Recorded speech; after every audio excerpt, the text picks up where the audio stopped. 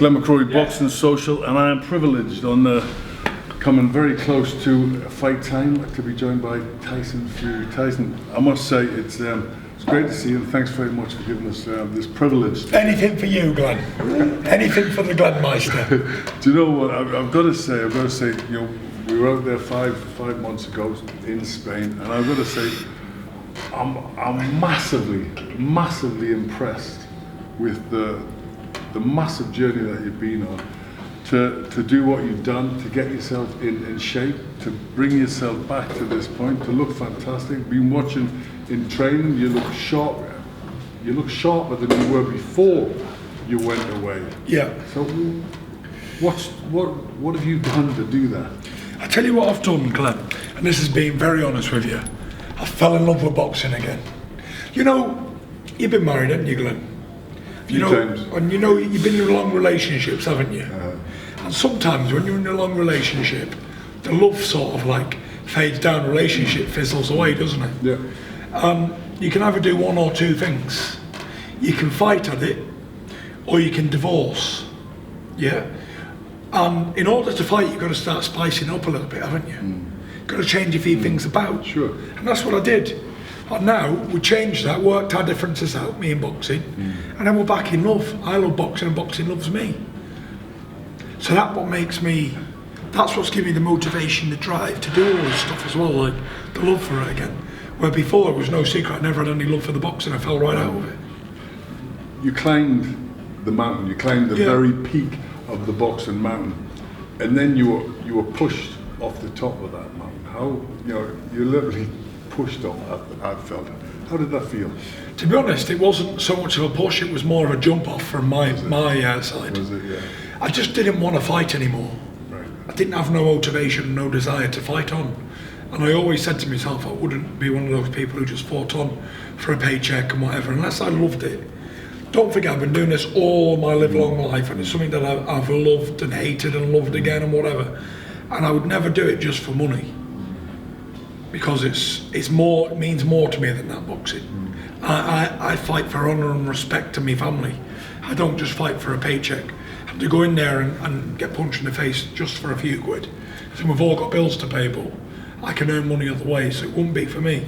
Unless I 100% didn't want to come back to be a world champion again and be the best, I wouldn't be back. And the motivation has come from the love of the game and, you know, being out of the game. What you can't have makes you fonder. And going back to the jumping off, I was at the top of the mountain peak, on top of the world, but I just didn't want to fight anymore. Even the day after the fight, I said on Sky Sports, I said, look, I said, you'll probably never see me fight again. This is probably going to be my last fight. And I even said to my dad, a month before the fight, I said, win, lose or draw this Klitschko fight, I won't be fighting on afterwards. Honestly, I did. And he said, what are you talking about, idiot? Where's all this come from? I said, look, I said, it just ain't for me anymore. I said, I just don't like it anymore. Not really. I want to be a world champion, but it's like, it ain't for me. I've had enough. And I suppose when you get to that point, that is your cut-off point. Do you think a lot of the negativity and a lot of unjust negativity had a lot to do with you falling out of love with it? No, not really. That helped. That gave me sort of justification why I wanted to not box no more. But that wasn't the reason, because even before I even beat Klitschko, I didn't want to box no more, really. I knew that I'd had enough. I was coming to the end of the straw. And when you feel like that, you shouldn't do anything, because if something goes wrong, you've only got yourself to blame. And the day after the fight, I knew I wouldn't fight for a long time if I ever did fight again. And I didn't even want to go back in the gym for 2.5 years later. Whether you were pushed off the mountain or jumped off the mountain, you never pulled the parachute cord, did you? You just let yourself go, didn't you? There was no holds barred, and I didn't care. I didn't really care what happened. I wasn't boxing anymore, wasn't a sportsman. I seemed to have had the world against me. I had everything going wrong. So I thought, when it rains, it pours, let's snowball. Let's go down the mountainside full of snow, and I'm on a head-on collision with it all. And I enjoyed it. Yeah. I actually enjoyed being that lunatic. Yeah. I'd been so sensible and so not drinking, not doing anything my whole life. I got to 27-year-old and never lived basically. I've been in a gym from being 9 years old, 10-year-old, and never had a life. But is that part of your personality? Because this with me, everything I do is excessive. 100%, I'm an excessive person. Yeah, I'm exactly the same. And that, so if things are good, things are very good. If things are bad, things are very bad. Very bad, that's true, but I don't see it as a bad thing. No. It's, you know, whatever I do it to the max. If I'm loving, I'll give you 100%. If I'm eating a chocolate biscuit, I'll eat the packet full.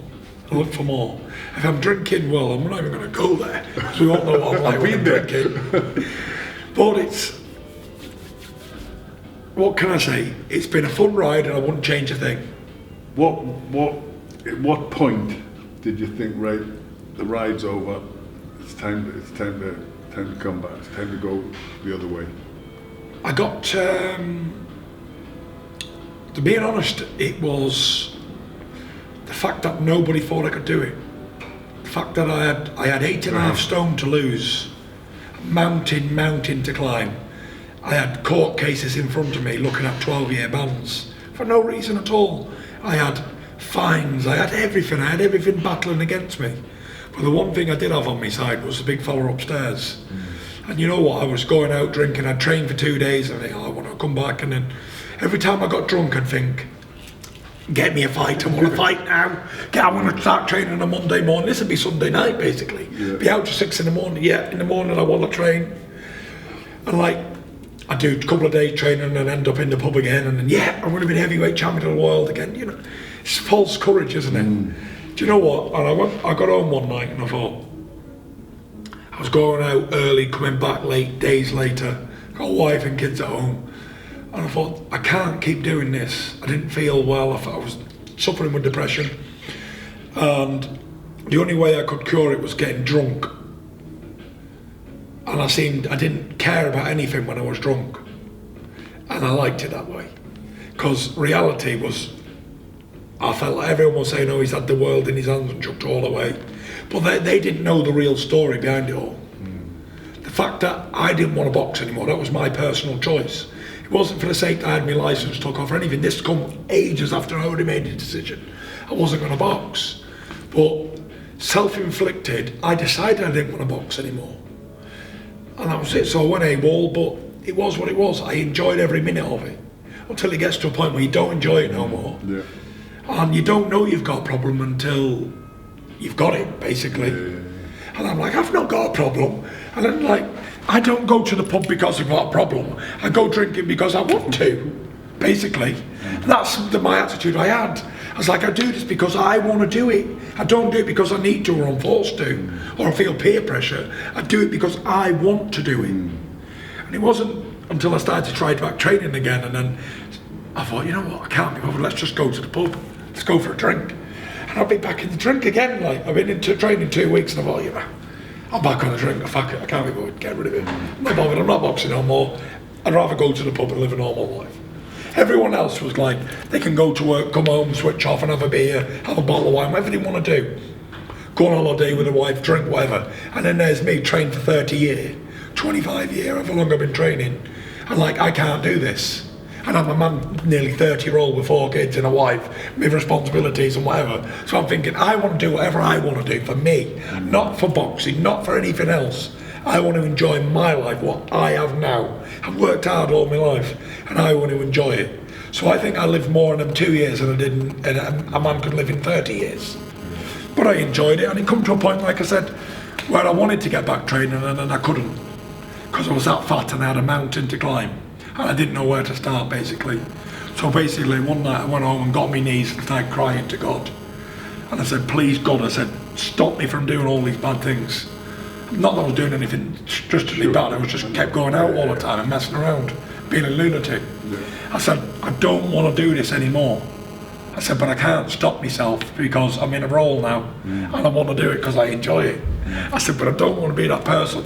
I said, if there's any way back into boxing for me, I said, please show me the way. I said, because that's when I'm most happiest. I was depressed as any man could go. I was low, I was very low. I was fat, I was vulnerable, I was out of shape. I felt tying my shoes up, I was out of breath. I was in a bad mess. And I was on the floor, like I said, crying my eyes out, and I just didn't want to be that person anymore. And then that was it. By the way, I was looking at a 12-year ban at this time. So I died in my mind too. Like, I'm thinking, I can't, even if I was 6-packed up now, I couldn't fight. They won't let me fight, they won't leave me alone. And median, hate. A witch hunt going on, and it seemed like the world was against me. I couldn't do nothing. I'd drive down the road and someone would have something to say. Whatever. It was just, I felt like everything was against me, but not until now do I look back at it now, and some of it was self-inflicted and some of it was mental health, you know what I mean? Sure. And what made you turn the corner? like I said, after that night I was on my knees. The next day I said to Paris, I said, heavyweight champion of the world for me, again. But she was used to me saying this all the time when I'm drunk, you know what I mean? I'm the best fighter that's ever been, me. All this sort of stuff. You know, when you're drunk, you're divvy, aren't you? Like, I could look at myself on a video, like when I've had a few, and think, that's a divvy, that is, honestly. But as a sober man can't hang around with drunken men because it doesn't work, does it? You've got to be on their level, haven't you, to have a good time. And I went over to, this was going back a bit, going back like 8 months, 6 months. Billy Joe's, I was on the drink one night in Blackpool. Billy Joe called me, what are you doing? I said, oh, nothing, just having a few drinks over in Blackpool, as you do, on a Saturday night. And he said, I'm going over to the training camp tomorrow. He said, I'm in Spain. He said, would you come over with me for a few days? I said, yeah, I'm thinking, I'm going to write you over here now when I get there, down that port, mate. I took off my flowering shirts, Ben, didn't I? I didn't know Ben at the time. I said, who's that? He said, oh, just me and Ben. I said, all right, I'll come over. I thought, I'm going to have a real do over here. And flies over, has a few drinks on the plane, a few vodka and oranges to get myself warmed up.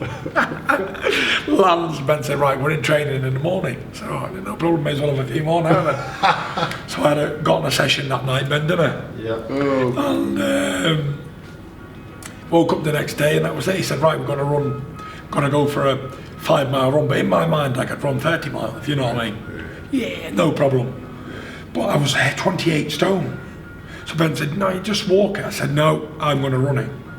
So I run about a mile, yeah, from the gym down that pole thing, down the beach. On my 2 feet, my back was killing me. I had a pain in my back like I was having a heart attack.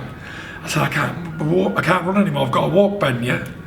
So every morning we'd get up and do this run, and I'd get a little bit further, till I could complete 2 mile there and walk back, yeah. And then I'd do the 4-mile walk back and do the 5-mile walk back. So I was getting plenty of work in. And I was over there, I was dead happy. I lost like 2 stone in 10 days. I wasn't drinking, I wasn't doing nothing, just, I was having a good time with the boys, really. It was all, I saw Billy Joe motivated, he wanted to get his weight off. So I thought, yeah, I'll get mine off too while I'm here. We was training like lunatics every day. And then I had a call from Roy, oh, good news, this case is like nearly done now. So he said, come back on Sunday, he said, for Monday, do the court case, you can fly back then, a free man, he said, it'll be totally done. So I said, lovely, I got on the thing, I was down to like, actually I wasn't 28 stone, I'm telling lies, I was 26.10 when I went over to Spain with him, and I got down to just under 24.10 within 10 days.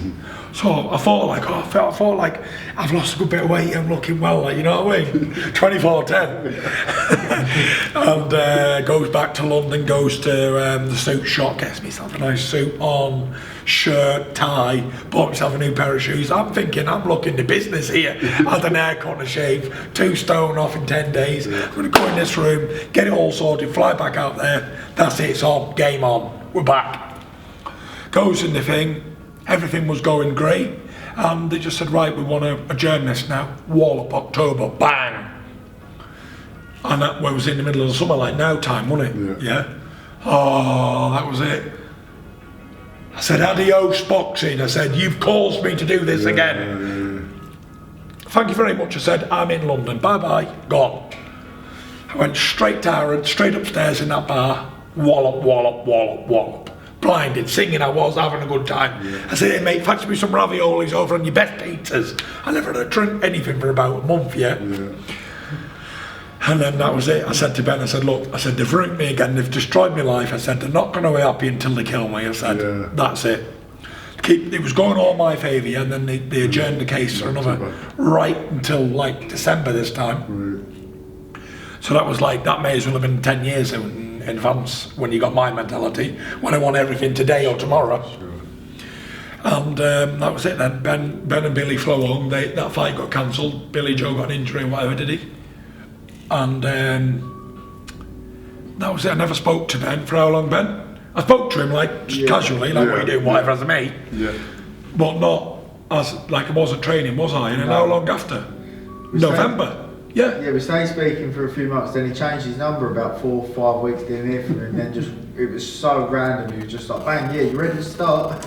So the court case went on. The court date was supposed to be like end of October. Yeah. And they come to us and said, right, we want to have a deal. So I said, no, I want to sue. I said, I'm suing you, you've ruined my life, you destroyed my career, your reputation, my name down the toilet. I said, you get it. No problem. I said, all the way. I said, don't care if I end up skint on the streets. I said, I'm having my vengeance over yous.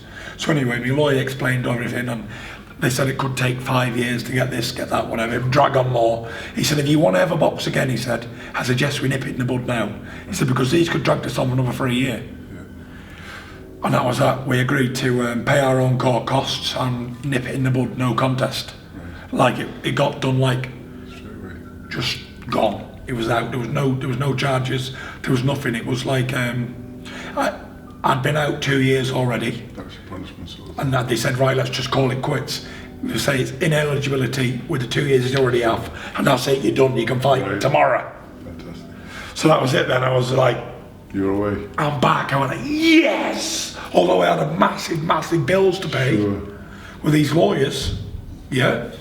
But it was like a weight lifted off my shoulders. I never had this stigma. They couldn't write, he's been banned, whatever. There was nothing like that. So that was it, perfect. And then someone else took the place. I think it was like some bike rider tested positive for something or whatever, and then that was it. But mine was like totally gone. It was all sorted, nothing happening, happy days, won the case. And then was it the clouds lifted? And the clouds lifted. I celebrated for a bit, as you do. Yeah. And I said to Ben, it was about mid-November, wasn't it? I said, Ben, are you ready to train? And he went, what do you mean? I said, well, if everything's done now, I'm clear, free man to fight. I said, do you want this job? Can we work together, yes or no? And he said, yes. He said, I'm working with Tom Little at the minute. He said, but when he gets sorted, we're on. I don't know if Tom's fight got cancelled or what. He got cancelled, so then I was meeting Ben over here 3 times a week. I was driving from my place to Ricky Atten's gym 3 times a week, Monday, Wednesday, Friday, because Ben was up with Tom, wasn't you, sparring over at Tony Bellew's gym. So that after he's sparring with Tony, he'd just meet me at Ricky's and we'd do a few sessions, yeah. So it was in November, and then the end of November, I said, you may as well just move with me now. I said, moving down here. Ben was like single man on his own, and no ties, that sort of thing. He had a few things going on, but we sort of nipped all them in the bud, like, because he had an important task, like, we had 8 stone to lose, so it wasn't like something we could just do half-mass. It was all full steam ahead, bring out your best tools and let's get on. So anyway, we trained until Christmas, Boxing Day, flat out, every day, twice a day. He moved in with me back up at home. We were training hard, and then we had the Christmas. He went home for a few days, and he come back, and I said, look, I can't be in this country. I said, around Christmas period. I said, we've got to go. He said, what do you mean? He said, I said, we've got to go, mate. I can't be here. I said, there's too much temptation, there's too much food. Everyone's going out having a good time. I said, it's holiday season. I said, I can't be here. So he said, right, let's go. So we jumped in the motors. I booked the ferry from Portsmouth to Bilbao, and we drove over to Marbella on the 26th of December 2017. That 2,000 That's not quite right though, that's not quite right. Go on, what happened? We had the discussion, and we was discussing it about going abroad. Yeah, then 1 minute I wanted to go, next minute I said, I can't be bothered, let's just stay and train. And I was like, right, we've got to go anyway. He wasn't sure anyway. I was like, we've got to go. Turned back 30 seconds later, right, I booked it, we're driving over tonight. I was like, what? I know, if I don't book it and do it, I'll make a million excuses why it won't happen, yeah? So as if in an hour, and I just went, I know once I paid the money, I'm going to go 60%, yeah? Wallop, paid the things, 2 cars, all the baggages, $2,000. I said, we're going now, Ben. Because it was like he wasn't sure we're going or we wasn't. And I just said, right, bang, we're going in the morning. What? He said, I fired all the kids in the cars and let's go. Booked the hotel, wallop. I said, we're going. So it took us a couple of days. We got there on the 30th, didn't we? Yeah. We was in Marbella on the 30th of December, but then 3 days, there was 55 times where I wanted to turn around. I said to Ben, I kept saying to Ben, you know what, Ben? I can't be honest. I said, this boxing ain't for me, you know. He said, it is. I said, are you sure it's right? I said, I just don't know what's wrong with it. I just don't want to do it. And I had a million things going on with promoters and with everything going on, and this person wants to do this person wants to do that. And I was just like, it was frying my brain up, you know what I mean? It was getting me to the point where I just rather just leave me alone. Let me be a fat man. I've done what I've done, just leave me alone, yeah? I'd rather go to the pub. I said, because all this is driving me insane. No, let's just get there. I said, why don't we just go to Disneyland, take the kids to Disneyland in Paris. It was in Paris, yeah. So let's just take the kids to Disneyland, I said, and have a good couple of days and go home. I said, I'll pay you what I owe you, I said, for what you get out of my first fight. And I said, that's it. I said, I'm sorry for wasting your time. I said, let's just do that. And I said, we'll have a good time and that's it, yeah? I said, I'll never bother anybody again. I'll never waste anyone's time again. Did I, man? I'm not lying, am I? No, not lying at all. And he said, no, we'll get there. And he was like to my brother Huey, because my brother Huey went with him and his wife. And he kept saying, if I can only get him to Spain, if we can get him to Spain, he'll do it. But he's getting him there. I called him again, I said, this drive's never ending. I said, I want to go home. I said, well, leave these motors here. I said, I don't care, leave them. 2 brand new Jeeps was going to leave him in Spain. I said, get me to the airport. I said, I'm going home. I said, I can't do this. I said, I don't want to do it. I said, you take him out of the comfort zone. That was in France at the time, wasn't it? It was in France at the time. I said, I don't need this boxing. I said, I've got a business here. I said, I can get a few quid out of. I said, I do not want to do it. I said, it's not for me. I said, I want to be at home. I want to do this. I want to do that, yeah? So anyway, we get there. As soon as I saw the sunshine, I was like, it's on! It's on! I said, Ben, but half an hour before, yeah, I was on the phone to him. They say, no, I don't want to do this, stand over, yeah? 45 minutes, I saw the sunshine at 23 degrees. Sunshine's in the bonnet, bang, you was like, bro, I'm ready to go, let's rock and roll. Back positive, yeah? So we got over there, we got over on the 30th, we had the New Year's Eve. We was training a few days, yeah? And then we had the New Year's Eve and our last supper, a big Indian, didn't we? And a few Diet Cokes, no drink. And then we went to bed, and then first we was up, New Year's Day we was on it, back to it. So right from November to like New Year's Day, I had maybe 4 days off or something, you know what I mean? And we was on it then, twice a day, every day. But we did have good support. We had me and Ben, Paris and the kids. We had my brother and his wife over. I had my best mate Dave and his wife over. I had another top mate of mine, Matthew, and his wife and kids over. Had his brother and his family over. So everyone knew how important it was to get me through the first 8 weeks, you know what I mean? Because if I was out there on my own, I'd think, oh, do I want to do this? But when I had all the boys out there, everyone was like, come on, let's do it. Let's all go for a jog down the front. But we never missed one morning down that front, yeah? 5 and 6 mile until I was doing it, like, I was running 6 mile flat out, like, I'm putting a mile sprints in one of bed, like, he couldn't keep up with me, I was rocking running that fast, sweatsuits on. How many stone did we lose in Spain? What did I come back from Spain? I was 28 stone in Spain when I went there. Yeah. Come back 21, did I? About 20, just over 20, about 21.10. 21.10. Well, we came to see you in January and you did 10, 12 rounds on the pads, looking comfortable. Yeah, so I come back from Spain, 6 stone lighter, just under 22 I was. And then got back on like mid-February. That in itself is something massive. Just getting yourself back in shape, that's a just getting back like 6 stone. I was still fat though at 22 stone, you know what I mean? I wasn't nowhere near what I could have been. And anyway. But you weren't training, fueling yourself, was you? I was on a keto diet. For the whole time I was out there, I was on keto. No energy, no carbs. I go to the gym, punch, hard, gassed. And I just keep going in my mind, because my mind was on it now. I wanted to become, I wanted to take back what's mine. And Ben had me running the Sistan Mountain, yeah, all the young lads over there, all the little small people, they all run flat out up this hill. How far is it? 10 about 12k. About 12k, yeah. and it's all hill up a mountain, yeah? I'm keto, not a carb in me for 10 weeks, and he's making me do this run. No, he said to everybody, yeah, I heard whispers, he said to everybody, he ain't making this run. Right. Yeah. He ain't making the run because it's not possible, because he's got no energy. He's like totally gassed, Well, I'll tell sweating. you what actually happened is I said, we're going to walk this mountain. He said, what's the point in that? Blah, blah, blah. I said, listen, I just want you to walk it. He went, no, if we're going to do it, I'm going to run it.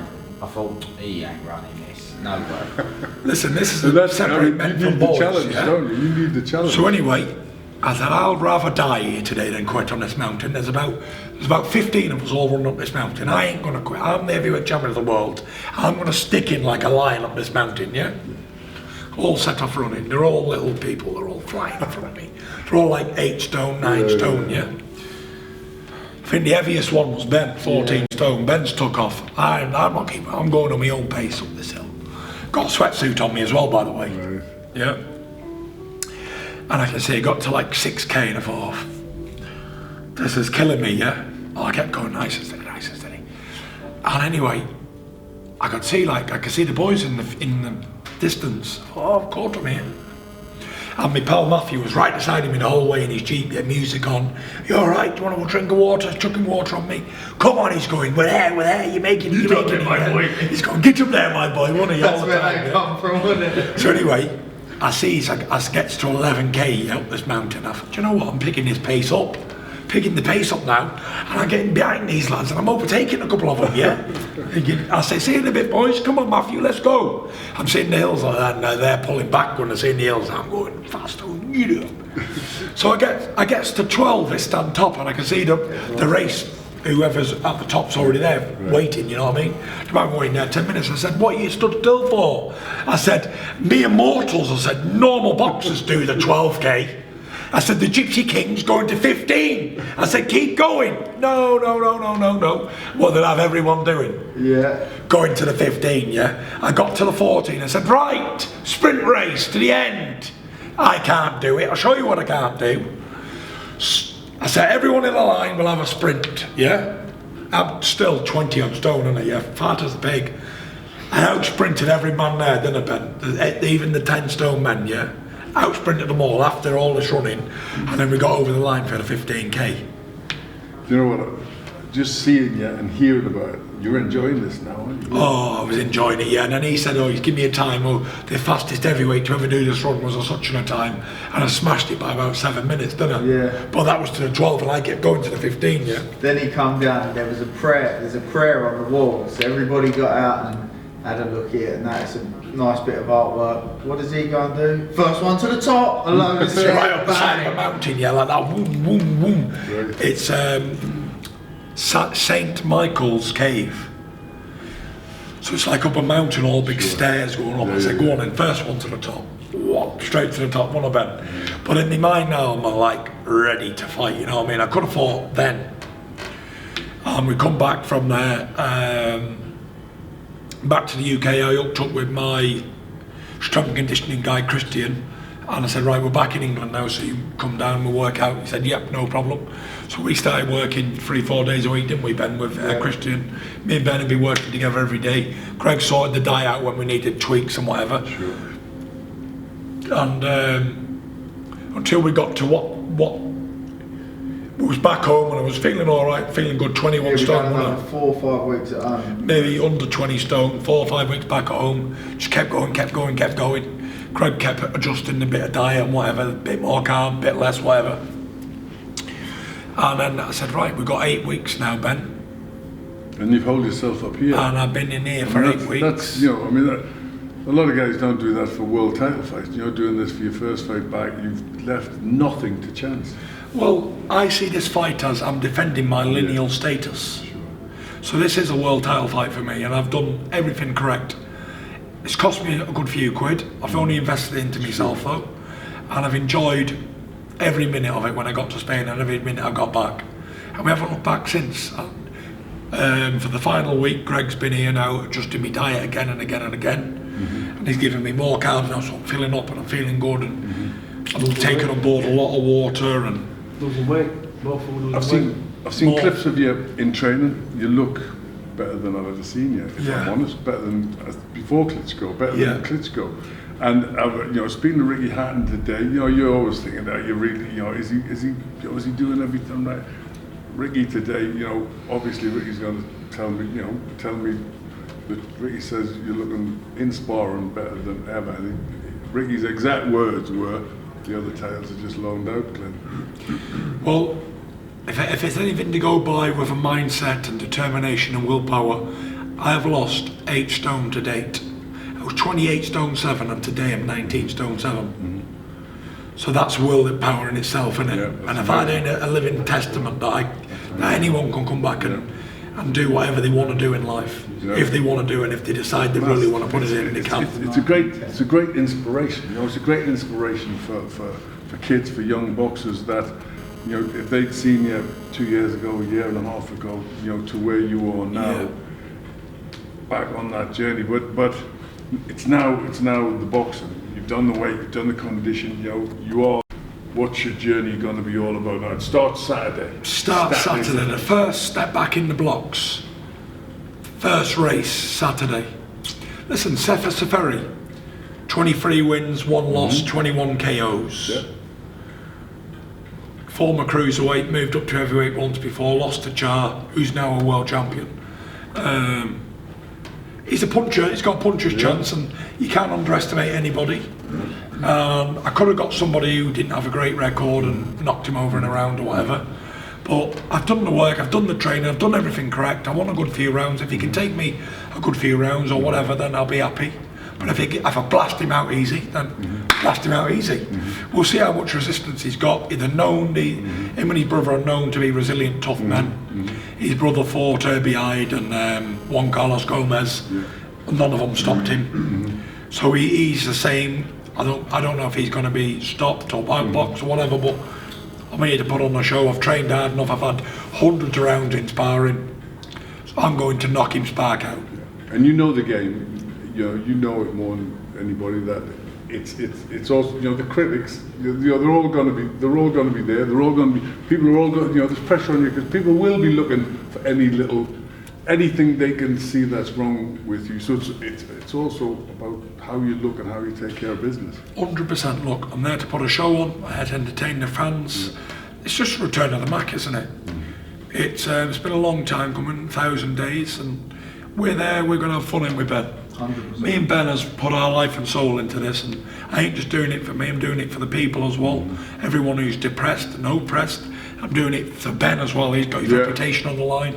Ben, I've got to say, it really took somebody like Ben, who's pretty much give his heart and soul and his time and put his life on hold to be on this journey with you. And 100%. That's a massive commitment as well. Listen, I thank Ben for that, and I said to Ben, I wouldn't be boxing if me and him didn't get back together and we didn't do this journey. And it took someone young, fresh and ambitious to give me that motivation back.